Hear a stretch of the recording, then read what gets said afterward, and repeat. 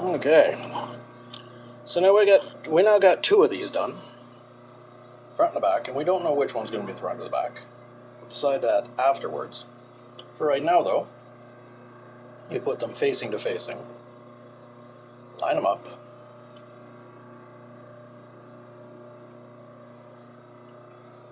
we're going to pin various portions, corners here, because they're shorter in the center than they are on the edges, so they tend to waver all over the place. So we're going to pin them in a few places to make sure they don't waver too far, as it were.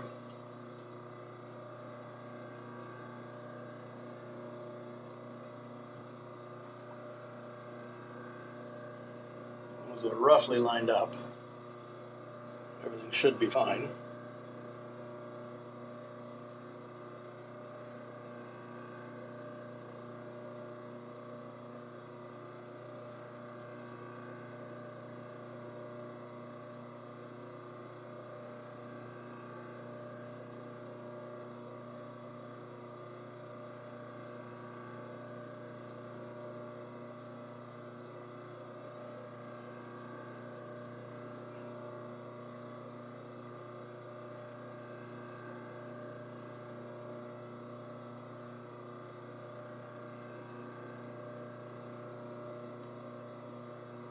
Okay, so once we have everything more or less just pinned in place, for where they're supposed to be. Again, it's a 1/2 inch seam allowance, standard, normal, back stitch to start.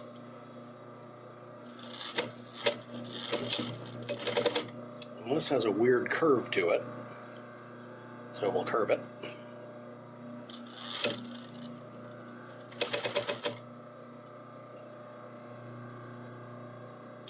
Try and keep that curve as best we can.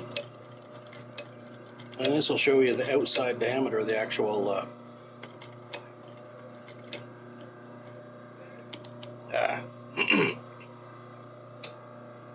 no, that's pinned, or that's stitched. We don't need that pin in there no more. And again, these things stretch in weird directions and shit, so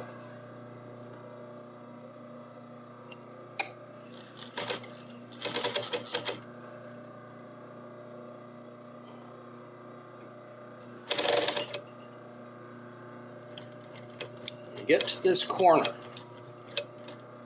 they're about centered in where you want it to be. Backstitch it, like 4 or 5 stitches. Straighten it again, stitch it again. Then you turn and you do the same thing for the first 4 or 5 stitches, is to reinforce this corner.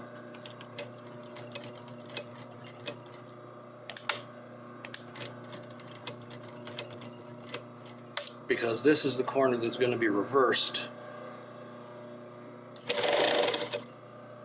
and be the point of the collar. And you want that to be good and solid.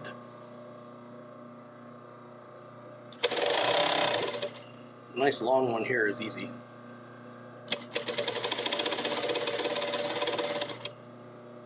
But again, you reach these pointed corners, you reinforce the hell out of them because they're going to be reversed, and that makes things difficult.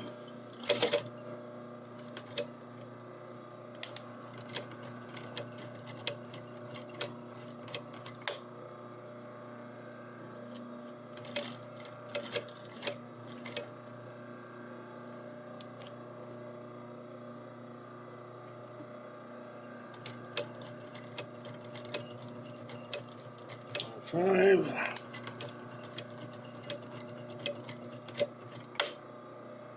Make that good and solid. And I'm used to going over them, but after you go through a corner or a point or wherever there's a pin, once you passed it, you can pull the pin out if it makes it easier. I'm just dealing with them and just leaving them where they are, but Well, some people have difficulty with it, so once you get past the bin, pull the pin if you want. Not a necessity, but it might make life a little easier. Like that.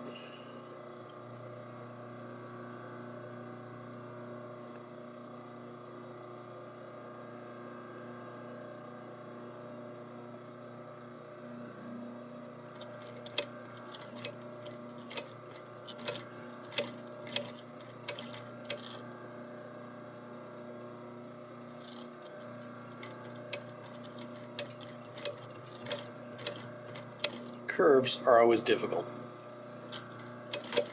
but you do what you can with them.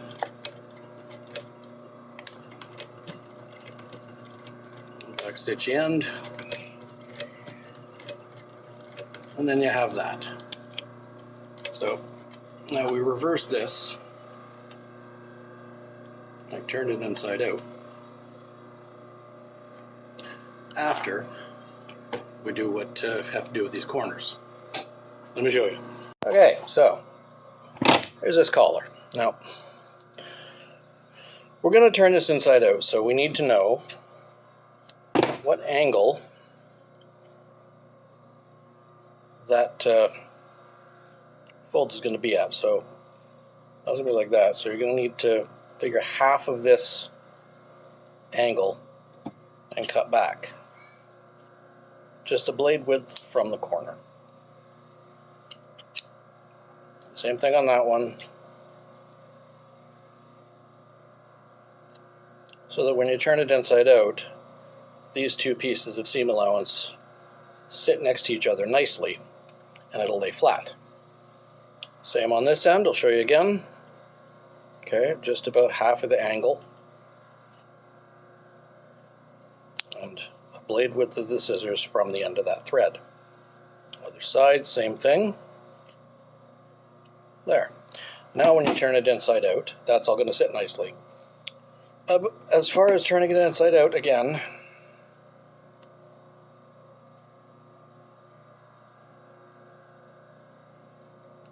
that's got a curve to it.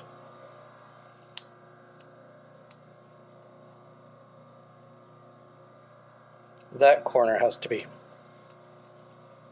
opened up so that it, I'll do this the easy way. Got to be careful when you're doing stuff the easy way, because it's entirely possible it'll get sloppy. Get a better pair of scissors for that, for going through multiple layers. Right, like that. You know what? Let's do it this way. Another trick that you're not likely to find in a lot of places. Okay. There's the corner you want to come close to. Press down, just near it. Pull. Now, it's cut as close to that corner as you can get without doing damage.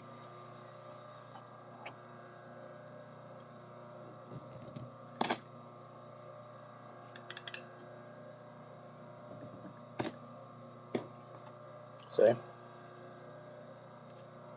All along that curve where you want these pieces to sit nicely,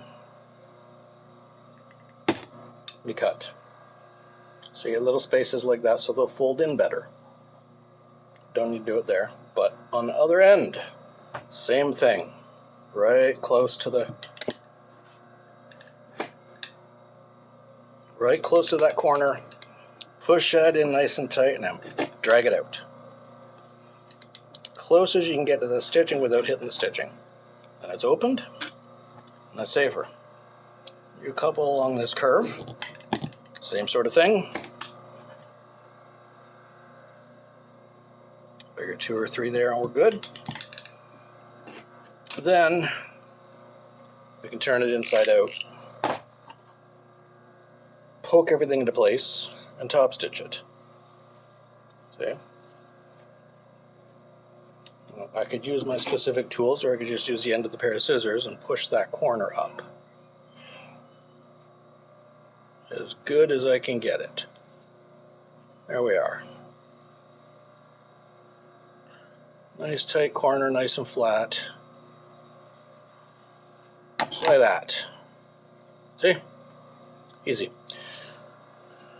That is a collar point. And that is how to make a collar point.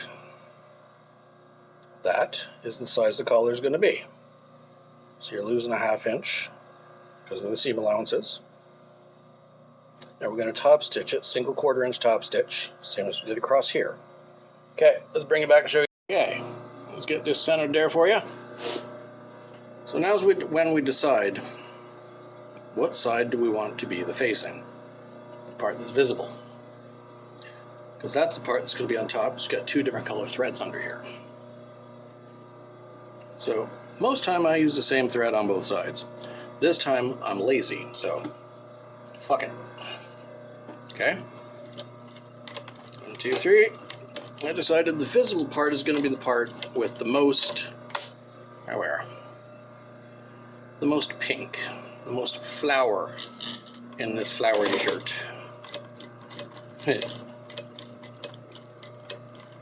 One of my roommates was in earlier and asked me, "What you making?"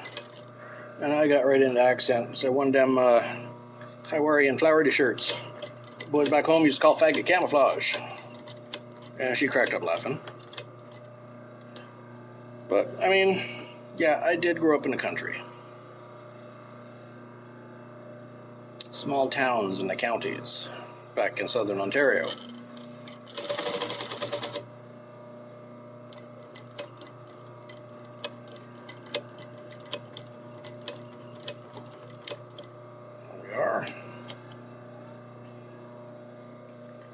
This is actually the most difficult part of making a shirt, other than if I was doing a button row with actual buttonholes, which I'm not. I avoid buttonholes like a plague.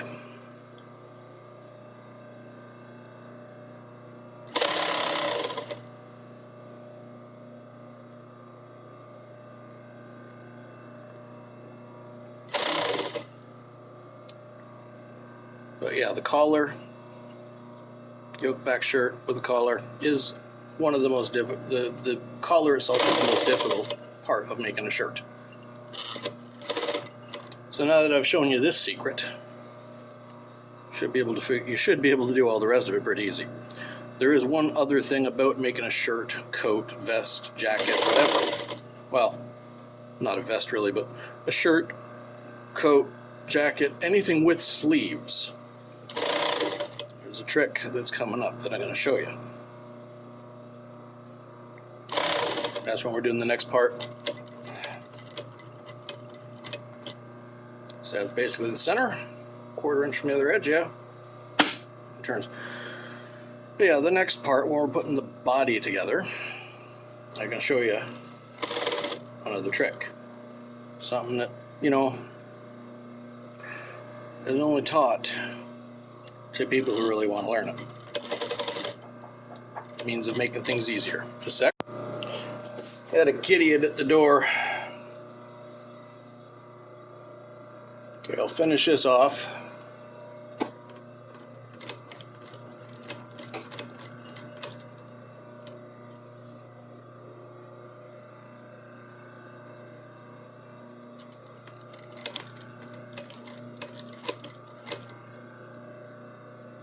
A good tight seam there.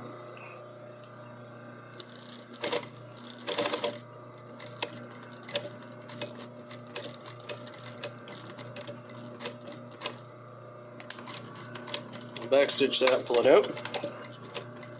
So yeah, this is the most difficult part of making a collared shirt or a collared jacket, is making the collar. Let's see what it looks like when I sit it on top of the dummy.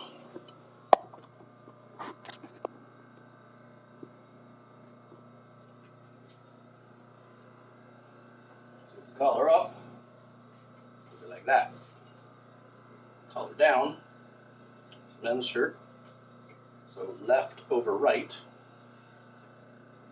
Button there. There's the collar. So what'd you think? That should be about there. It can be evened out and stuff after the fact once it's sewn onto the garment. But next, we're going to take these 6 pieces, sew them together.